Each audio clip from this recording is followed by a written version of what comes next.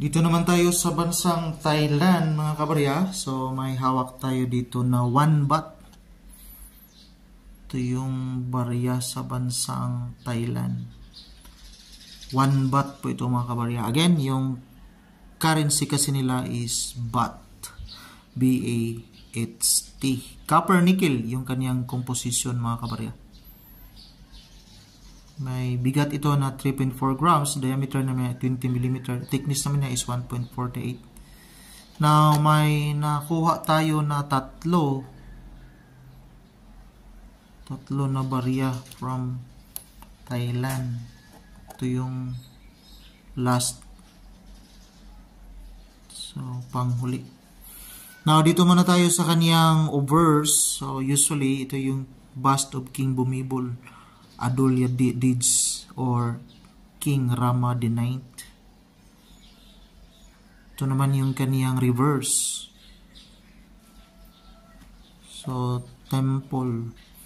Ito yung Prakyut Temple, Bangkok. Mga kabarya. Now, yung value nito, so maliit lang yung value, nasa 1 peso, 1.69. So, mura lang ito. So, nasa 1 peso lang, mga kabarya, equivalent dito sa atin sa kanilang currency. Pero sa mga tao kasi na mga gustong magkaroon ng ganitong klaseng barya, kahit hindi nakapunta doon or may mga kaibigan na may hawak sa ganitong klaseng barya, yun, talagang hanap-hanapin nila at gustong bilhin. Just for the sake na magkaroon sila ng barya sa iba't ibang bansa.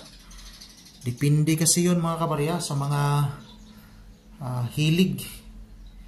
Tayo, yung hilig natin sa pag-collect sa mga iba't ibang klaseng barya. Yung iba naman sa mga plants, iba naman sa mga isda or iba't ibang pet, aso, pusa, ibon, ganun.